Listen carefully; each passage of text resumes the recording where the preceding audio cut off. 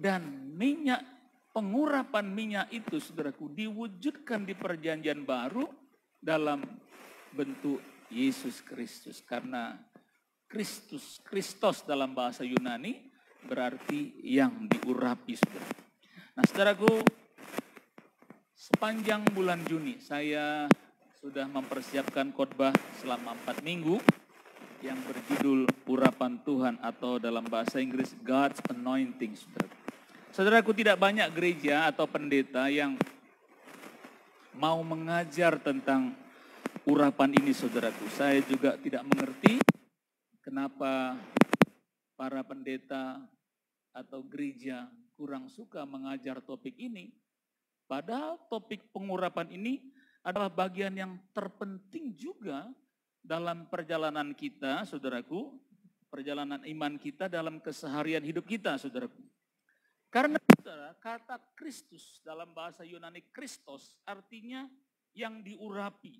Sehingga saudaraku, bagi kita yang percaya adalah sesuatu yang normal, sesuatu yang harusnya kita rindukan untuk mengalami pengurapan itu, saudaraku. Nah, saudara yang kasih dalam nama Yesus Kristus, bagaimana cara kita menerima pengurapan? Yaitu dengan menerima Yesus Kristus sebagai Tuhan dan Juru Selamat pribadi kita. Kristos arti yang diurapi. Ketika seseorang menerima Yesus Kristus sebagai Tuhan dan Juru Selamat pribadinya, maka sejak saat itulah dia menerima pengurapan. Nah, saudaraku, itulah pentingnya bagi setiap orang, termasuk saya, supaya kita bertobatnya jangan tanggung-tanggung, bertobatnya sungguh-sungguh, supaya pengurapan itu semakin limpah dalam hidup kita, saudaraku. Mari kita melihat konteks perjanjian lama ya, tentang pengurapan itu dari Kejadian pasal 28 ayat 10 sampai 18. Kejadian pasal 28 ayat 10 sampai 18. Di sini ada kisah tentang Yakub. Yakub pergi dari rumahnya menuju rumah pamannya Laban. Karena akhirnya sudah sore menjelang malam, dia tidur. Nah, saudaraku, ayat-ayat itu menceritakan begini, saudaraku. Di ayat 11, ia sampai di satu tempat dan bermalam di situ karena matahari telah terbenam. Ia mengambil sebuah batu yang terletak di tempat itu dan dipakainya sebagai alas kepala, bantal, ya, bantal. Lalu membaringkan dirinya di tempat itu. Ayat berikutnya, saudaraku, dikatakan, maka bermimpilah Yakub. Di bumi didirikan sebuah tangga yang ujungnya sampai di langit. Nah, saudaraku, langit di sini maksudnya surga.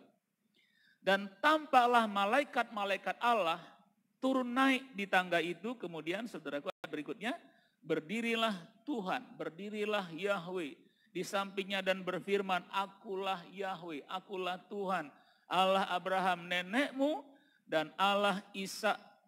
Di tanah tempat engkau berbaring ini akan kuberikan kepadamu dan kepada keturunanmu. Ayat berikutnya, saudaraku, keturunanmu akan menjadi seperti debu tanah banyaknya. Nah, sekarang sudah 7 miliar, saudaraku, lebih bahkan. Dan engkau akan mengembang ke sebelah timur, barat, utara, dan selatan. Dan olehmu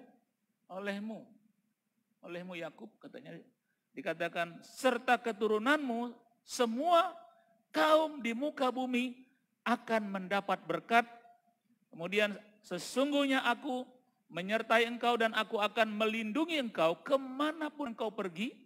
Dan aku akan membawa engkau kembali ke negeri ini, sebab aku tidak akan meninggalkan engkau, melainkan tetap melakukan apa yang kujanjikan kepadamu. Jadi dia pergi ke Haran itu, Tuhan berjanji kau akan kembali, yaitu sekarang Israel, saudaraku, negara Israel.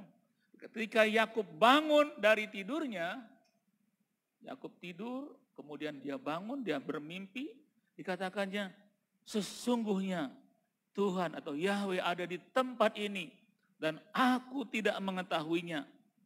Ayat berikutnya dikatakan, ia takut dan berkata, alangkah dahsyatnya tempat ini. Ini tidak lain dari rumah Allah.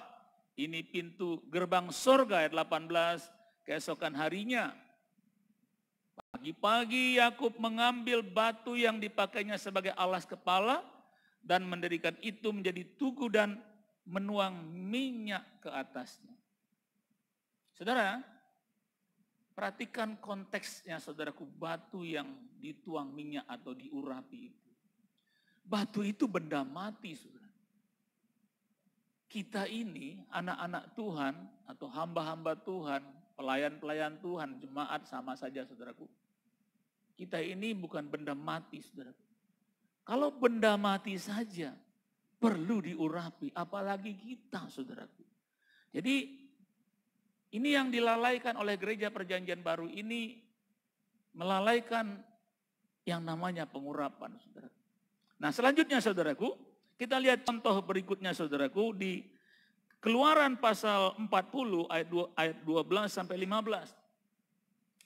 Keluaran pasal yang ke-40 ayat 12 sampai 15. Saudara, inilah perkataan Tuhan kepada Musa dan Musa melakukannya, saudara. Kemudian kau suruhlah Harun dan anak-anaknya datang ke pintu kemah pertemuan dan kau basuhlah mereka dengan air. Jadi pentahiran dengan air. Kemudian dikata kau kenakanlah pakaian yang kudus kepada Harun, kau urapi dan kau kuduskanlah dia supaya ia memegang jabatan imam bagiku, pendeta kalau zaman sekarang. Juga anak-anaknya kau suruhlah mendekat dan kau kenakanlah kemeja kepada mereka. Ayat 15 dikatakan saudaraku, urapilah mereka seperti engkau mengurapi ayah mereka, supaya mereka memegang jabatan imam atau pendeta zaman konteks modern bagiku. Dan ini terjadi supaya berdasarkan pengurapan itu mereka memegang jabatan imam untuk selama-lamanya turun-temurun. Saudara, lihatlah seorang pendeta hari ini saudaraku, ya, dia walaupun punya anak saudaraku, anaknya itu tidak akan bisa jadi pendeta kalau tidak diurapi. Saudara. Nah ini berlaku untuk setiap profesi saudaraku. Dalam hidup ini banyak profesi pekerjaan. Maksud saya yang sekuler saudaraku. Apakah orang itu pebisnis, apakah orang itu bekerja di instansi pemerintah, di instansi swasta, apakah bawa Grab, apakah lawyer, apakah dia ahli konstruksi, apakah dia politisi, apa saja pekerjaan-pekerjaan tersebut memerlukan pengurapan. Sebab saudaraku, kalau orang tidak diurapi, dia tidak akan maksimal dalam hidupnya. Saudara yang kasih dalam nama Kristus, mari kita melihat ya di Lukas 4 ayat 18. Lukas 4 ayat 18, Alkitab berkata, Roh Tuhan ada padaku, Roh Kudus ada padaku. Dan sebab ia telah mengurapi aku untuk menyampaikan kabar baik kepada orang-orang miskin, dan ia telah mengutus aku. Perhatikan, ini Yesus berbicara. Bagaimana Yesus melakukan tugas keimamannya sebagai Tuhan dan Juru Selamat. Dia adalah gambaran Bapa yang menjelma menjadi manusia, saudaraku. Dia dikatakan Roh Tuhan ada padaku, Roh Kudus ada padaku, oleh sebab ia telah mengurapi aku.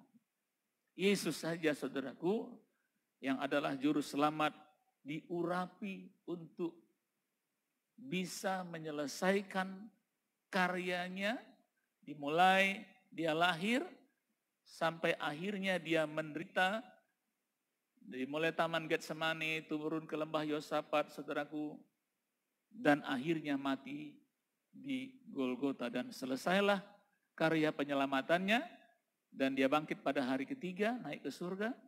Saudaraku, setelah beberapa waktu kemudian naik ke surga, saudaraku, itu semua karena pengurapan, saudaraku.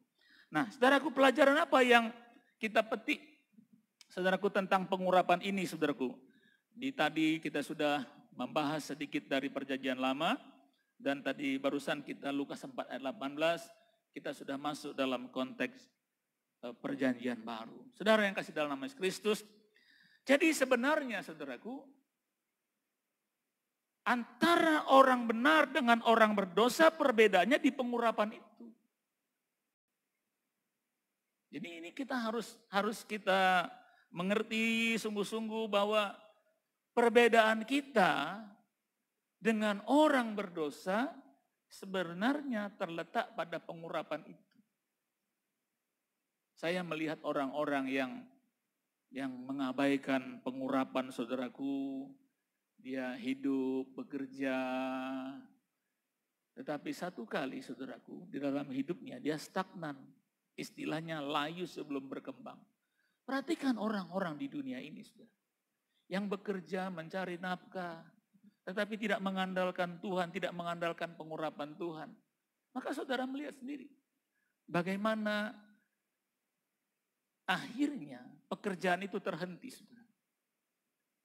Itulah sebabnya saudaraku, mari rindukan pengurapan supaya apa yang kita bangun hari ini, apakah itu bentuknya pelayanan, apakah itu bisnis, dia akan bisa diteruskan